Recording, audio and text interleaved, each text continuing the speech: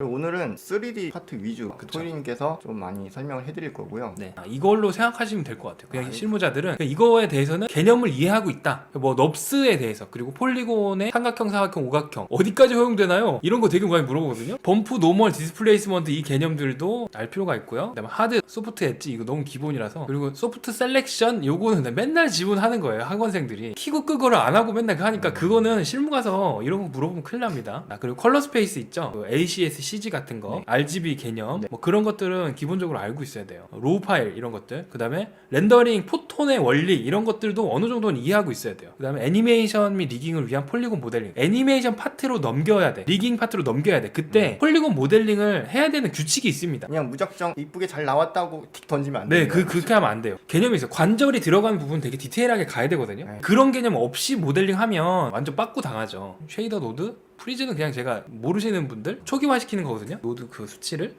그것도 잘 안 쓰시더라고요. 이제 쉐이더 노드, 그러니까 쉐이더별로 용어가 있잖아요. 디퓨즈, 스페큘러, 그런 것들 명칭에 대한 이해도 알고 있어야 되죠. 여기서 말하는 건 그 개념을 이해하고 있다는 겁니다. 그리고 포맷이 있어요. 뭐 HDR, EXR, 타가, PNG, 그리고 비트 수에 따른 이미지 포맷 개념들도 이해하고 있어야 돼요. 그러니까 이거는 지금 대표로 그냥 그쵸. 거기 되게 많아요. DPX도 있고. 근데 그 포맷들이 비트 수가 달라요. 뭐 8비트는 알파가 없고 16비트는 알파가 있고 이런 개념들이 있습니다. 뭐 전체 렌더링 다 걸었는데 그쵸. JPG로 막 그냥 던져주면 안 돼요. 그죠? 그러면 안 되죠. 예. 그럼 화냅니다. 그 다음에 뭐 이미지 베이스 라이팅, 모델링 하면서 렌더링도 살짝 걸기 때문에 HDR이죠. 이미지 베이스로 라이팅하는 개념들에 대해서 어떻게 되는 건지 이해를 하고 있어야 된다. 그리고 뭐 프로젝션 매핑, 모델링 파트에서도 이걸 하긴 하더라고요. 캐시 데이터는 뭐냐면 FX나 아니면 2D 쪽에 넘길 때 캐시 데이터로 넘겨야 될 때가 있어요. 알렌빅이라든가 이런 걸로. 프록시라든가 레퍼런스 개념도 알고 있어야 되는 게, 애니메이션으로 넘길 때 이런 개념을 알고 있어야 되는 거고, 그러니까 프록시도 렌더링 할 때 또 알고 있어야 됩니다. 무작정 막 큰 사이즈로. 그렇죠. 그렇게 하면 안 됩니다. 최적화시키고 렌더링만 딱 걸 수 있는 그런 포맷으로 넘기는 거, 그런 것들이 필요하죠. 뭐 백업 해놓는다든가 이런 거는 아주 기본적인 겁니다. 세이브하고 이런 네이밍 이런 거 정말 기본적인 거라서 그것까지는 안 썼네요. 근데 모델링 파트인데 전반적으로 전반적인 거를 그냥 알고 있어야 되더라고요. 저는 완전 2D 파트인데도 네. 제가 알고 있고 뭐 중복되는 그쵸. 되게 많이 겹치게 넘겨줘야 되는 파트가 사실은 모델링 파트이기도 해요. 애니메이션에도 넘겨야 되고, 뭐 FX에 넘겨야 될 때도 있고, 2D에 넘겨야 될 때도 있고, 그 다음에 라이팅 렌더링 파트죠. 아트웍적인 그런 감각이 되게 많이 필요하긴 하거든요. 그래서 화면 구성, 그리고 원근법, 그러니까 렌더링은 결국에 최종적인 렌더링, 3D 렌더링을 할 때 필요한 것들이기 때문에 화면 구성, 원근법 이런 것들은 그냥 기본적으로 알고 있어야 되고, 라이트로만 하면 안 돼요. 카메라, 렌즈나 노출 이런 개념들을 알고 있어야지 퀄리티 있는 렌더링을 할 수가 있습니다. 근데 범프, 노멀, 디스플레이스먼트 이런 것들도 당연히 렌더링, 라이팅 하는 파트에서는 알고 있어야 되고, 아주 기초적인 라이팅 있죠. 3포인트 라이트 이런 개념도 알고 있어야 됩니다. 가장 밝은 부분, 어두운 부분이 있어야 되고, 그 어두운 부분이 너무 어두우면 안 되니까 서브라이트 같은 걸 이용해서 해야 되고, 그다음에 외곽 부분을 좀 보여줘야 되니까 백라이트 같은 거 있어야 되고, 그 다음에 이제 렌더링이나 이런 걸 걸기 위해서는 컬러 스페이스, 아까 말씀드렸던 ACS CG나 이런 개념들을 알고 있어야 되고, 로우 포맷에 대한 개념도 알고 있어야 됩니다. 그리고 V-ray 아놀드 렌더링 할 때 포톤의 종류가 다양해요. 예를 들면은 포톤이라는 건 빛이죠. 빛의 속성이 되게 여러 가지가 있어요. 브루포스라는 개념이 있고, 그 다음에 이레디언스라는 개념이 있고, 그 다음에 라이트 캐시라는 개념이 있어요. 그런 애들이 포톤의 개념이 형태가 조금씩 달라요. 이게 지금 신입이 근데 이거는 알고 있어야 돼. 야. 그냥 렌더링을 걸어야 되기 때문에, 렌더링 걸 때는 야외 씬이냐 실내 씬이냐에 따라서 포톤 개념을 이해하고 못하고가 되게 중요합니다. 실내 씬인데 브루포스 같은 큰 덩어리로 쏘면은 지글지글 버글버글 이렇게 됩니다. 렌더링이. 그래서 그렇게 되면 안 되니까 포톤 개념은 알고 있어야 된다. 그러니까 쉐이더도 아까 말씀드렸던 항목별로 개념을 이해하고 있어야 된다는 거죠. 그리고 비슷합니다. HDR, EXR, 타가, PNG, 비트수에 따른 이미지 포맷, IBL, 이미지 베이스 라이팅. IBL은 이미지 베이스 라이팅이라는 의미입니다. 네. 이미지를 가지고 라이팅 때리는 거예요. 실제 그 공간에 있는 것처럼 쓰려면 저 이미지 베이스 라이팅을 무조건 해야 돼요. 실사랑 합성을 하려면. 그래서 그 개념을 이해하고 거기에 맞게 라이팅 해줘야 된다는 거죠. 저희가 조금 조심스럽지만 그냥 포폴 퀄리티만 좋다만 보고 학원을 또 선택하는 경우가 있다라는 그쵸. 게 네, 맞아요. 사실 이런 것들을 무시하더라도 뭔가 괜찮네? 하는 그림을 만들 수는 있잖아요. 있어요. 꿀팁만 이용하면은 그거 만들 수 있어요. 솔직히 얘기하면. 근데 그게 다가 아니라는 거예요, 사실은. 실무에서는 실무 상황에서 원하는 그림이 있어요. 근데 그 원하는 그림을 하려면 알고 있어야 되는 게 많다는 거죠, 사실은. 그리고 뭐 프로젝션 매핑, 캐시 데이터 익스포트 하는 거랑 이제 프록시랑 레퍼런스 개념인데 뭐 렌더링 할 때는 그 프록시라고 하는 거를 일반적으로 신입들은 잘 몰라요. 대규모 라이팅 할 땐 그 프록시라든가 레퍼런스를 써야 될 수밖에 없거든요. 도시라든가 건물 큰 거, 데이터 큰 거. 그럴 때는 써야 됩니다, 이거. 원본을 하면은 돌아가지도 않아요. 화면이 안 돌아가. 실무자들은 그걸 보고 아, 얘가 모르는구나 라는 거를 그냥 금방 눈치채죠. 이 개념을 살짝이라도 보여줄 필요가 있습니다. 자, 리깅 애니메이션 파트 비슷합니다. 이전에 했던 좀 겹칠 수 있어요. 왜냐면은 파트로 넘길 때 알고 있어야 되는 것들이 좀 있어가지고 리깅에 필요한 모델링이 어떻게 돼야 되는지 알고 있어야 모델링 파트 얘기를 해줄 수가 있어. 그 예전에 들은 것 중에 실제로 이건 실무에서도 일어났던 네. 뭐 그분도 어이없어했던 실화인데 보통 이제 십자가 자세로 T자로 많이 주죠. 근데 이미 자세가 잡혀진 걸로 그럼 열받죠.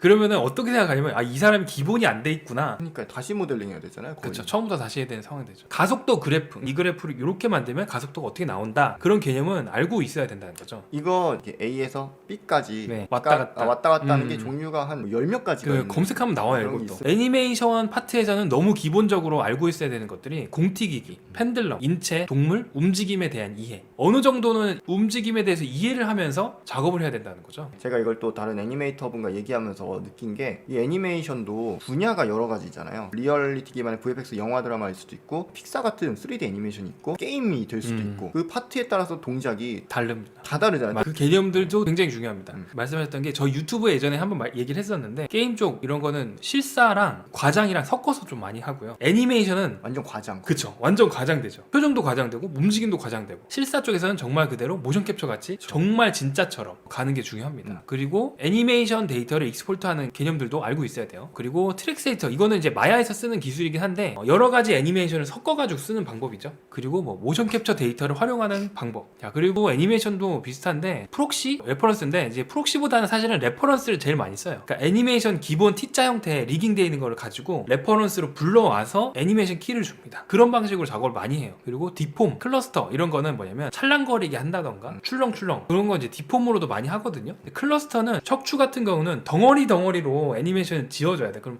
클러스터 개념도 알고 있어야 되거든요. 이런 것들도 이제 필요합니다. 카메라도 많이 써요. 애니메이터 분들이 카메라 애니메이션도 많이 합니다, 사실은. 그래서 애니메이터 출신 분들이 네. 연출 가는 경우도 꽤 보는 것 같아요. 그쵸, 맞아요. 스키먼 웨스트. 네네, 맞아요. 레이아웃 아티스트. 그리고 애니메이션 베이크 하는 거랑 뭐 캐시 베이크 이런 거는 다른 파트로 넘길 때는 베이크해서 줘야 되기 때문에 알고 있어야 된다. 자, 매치 무브는 트래킹 쪽인데 3D 파트에서 매치 무브 하기도 하고 FX 파트에서 하기도 합니다. 2D 파트에서도 매치 무브 하긴 해요. 카메라 렌즈에 대해서 디스토션, 왜곡에 대해서도 이해를 하고 있어야 매치 무브를 잘할 수 있어요. 체크보드를 활용하는 방법. 아나몰픽 촬영? 뭐 이런 경우. 그쵸. 보통은 체크보드를 쓰진 않는데 아나몰픽 렌즈를 쓸 경우에는 체크보드를 쓸 수밖에 없어요. 이미지 포맷이라든가 프레임 개념들도 알고 접근해야 되는 게 원래 24프레임짜리인데 30프레임으로 매치무브 하면 안 됩니다. 그리고 모션 블러에서 트래킹하는 방법이라든가 뭐 유저 트랙 솔빙하고 에러 고치는 방법, 보정하는 방법, 프로그램별 트래킹 파일 익스포트 방법. 누크에서는 알렘빅 파일로 넘겨야 돼요. 마야에서는 MA 파일로 넘겨야 되고 그리고 FBX 파일로 넘길 수 있고 그런 것들에 대해서도 이제 어느 정도는 이해하고 있어야 된다. 너무 기초적인 거죠. 그냥 같이 좀 알고 있으면 좋은 게 프로젝션 모델링 그걸 활용해서 이제 2D 쪽으로 넘기는 작업이 또 필요합니다. 매치무브 파트에서 그걸 해줘야 돼요. 그리고 손 트래킹 같은 거, 애니메이션 베이크하는 거 이런 개념은 너무 기초적인 거라서 기능적인 거에 100% 의존하기에는 또 안 되는 경우가 있어서 그쵸. 툴에만 의존하기에는 맞아요. 못하는 경우가 있기 때문에 네. 손 트래킹이라고 하지만 진짜 감각적인 노하우도 필요하다는 거죠.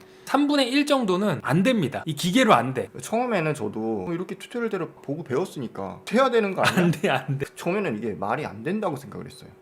근데 이런 경우가 CG 쪽에 모든 파트에 맞아요. 되게 많이 있더라고요. 수동으로 해야 돼, 수동으로. 자, FX 파트인데 얘기할 게 굉장히 많지만 제가 좀 빠뜨린 게 있을 수 있습니다, 여러분. 보통은 파티클, 입자를 가지고 하는 경우가 제일 많아요. 좀 이해를 하고 있어야 된다. 이 입자로 어떻게 활용할 수 있는지. 거기 중에 하나가 이제 인스턴트라는 개념인데 그냥 복제가 아니라 가볍게 만든 상태에서 복제하는 방법이 이제 인스턴스죠. 또 많이 보는 게 이제 물리 엔진 용어입니다. 볼텍스, 프랙션, 텐션, 그라비티, 뉴턴, 벨로시티 등등 굉장히 용어가 엄청 많아요. 근데 이런 용어들은 기본적으로 무엇을 의미하는지 이해하고 있어야지 FX 파트를 할 때 툴에 상관없이 적응을 할 수가 있습니다. 그리고 파티클 캐시를 베이크하는 거. FX 같은 경우는 데이터가 되게 무거워요. 무조건 베이크를 하고 그 다음 단계에 넘어가는 경우가 필요할 때가 있습니다. 렌더링도 안 되고 할 때마다 렌더링이 바뀌어요. 파티클 위치가 계속 바뀌어. 그러면은 내가 분명히 이렇게 했는데 다음번에 렌더링 할 때 또 바뀌었어.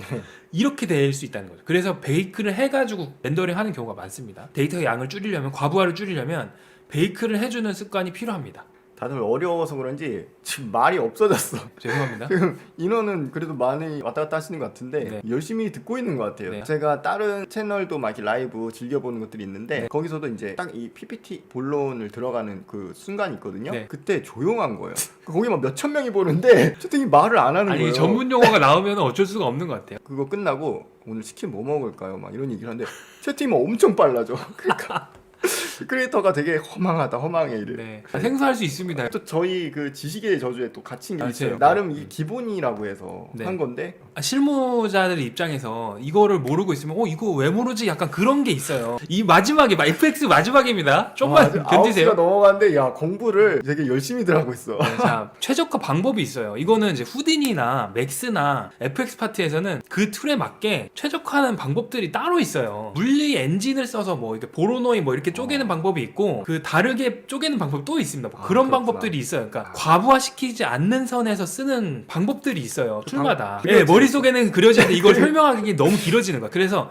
요 정도까지만 하자. 하실 때 최적화된 방법들을 찾아보시는 게 중요합니다. 크랙 같은 거 만들 때 단순히 정해져 있는 그냥 유튜브에서 나온 그걸로 하면 엄청 무거운 거야. 이게 안 돌아가. 막 렌더링이 안 되고 다운되고 막 이래요. 예. 그다음 파티클 뻥튀기 이런 전문 용어 뻥튀기 뭐냐면은 페이크로 파티클을 하나를 만들어 놓고 양을 확 늘리는 방법들이 있어요. 툴마다 다릅니다. FX는 데이터가 무거워가지고 그거를 데이터를 적게 하고 캐시로 밀어 넣어서 쉽게 빠르게 불러오는 거. 캐시 데이터가 몇백 기가 돼요. 페이크를 활용한 최적화. 이거는 뭐냐면 정석적인 방법을 안 쓰는 경우가 되게 많아요. 그거를 진짜 가볍게 만드는 방법들이 있어요. 보기에만 이뻐 보이게 그럴듯하게 보이게 하는 거죠. 2D 합성 하는 것도 알고 있어야 돼요. 그러니까 왜냐면은 FX는 이거를 어떻게 활용할지 2D나 다른 파트에서 잘 몰라요. 맞아요. 그걸 해줘서 넘겨야 돼. 이미지 블렌딩을 잘못하면은 밋밋하게 보여지는 거야. FX를 아무리 잘해도 2D 합성에서 이상해지면은 되게 밋밋해지는 겁니다. 그 다음에 매치 무브랑 렌더러 쓰는 거 이런 거죠. 근데 어느 정도 트래킹도 좀 그쵸. 알아야 트래킹도 된다. 알고 있어야 되는 게 거기에 맞게 이펙트도 집어넣을 수 있어야 되기 때문에 트래킹 기본적으로 할 수 있는 능력이 있어야 돼요. 사실 FX는 되게 특이한 게 다른 파트에서 어느 정도 할 수 있는 것들을 많이 해야 됩니다. 제가 FX 파트에 있으면서 그런 걸 많이 느꼈습니다. 그리고 툴마다 렌더러도 되게 다양하죠. 어떤 퀄리티가 나오는지. 예를 들면 GPU 렌더링 같은 경우도 FX는 렌더링 퀄리티가 너무 달라져요. 그러니까 일반적으로 3D를 렌더링 할 때랑 FX 연기를 렌더링 할 때랑 완전 달라집니다. 레드시프트 같은 거는 완전히 납작해져요. 연기가 볼륨감이 막 사라지고 그래요. 그러니까 그런 것들을 알고 있어야지.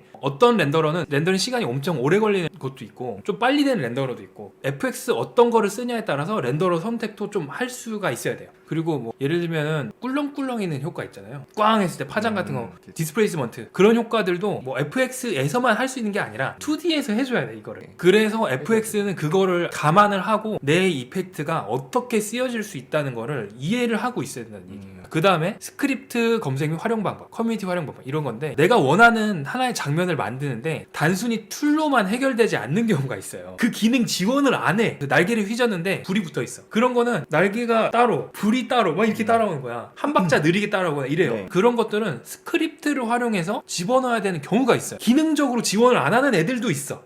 검색해가지고 최적화시켜서 속도를 다 따라오게 이렇게 만드는 스크립트도 검색하셔서 쓸 수가 있어야 된다. 그거를 스크립트를 활용할 수 있는 걸 검색할 수 있는 능력이 필요하다는 거죠. 구글이라든가 해외 커뮤니티 사이트에 보면 나와 있어요. 전 세계 어떤 누구든 외국인이든 그걸 합니다.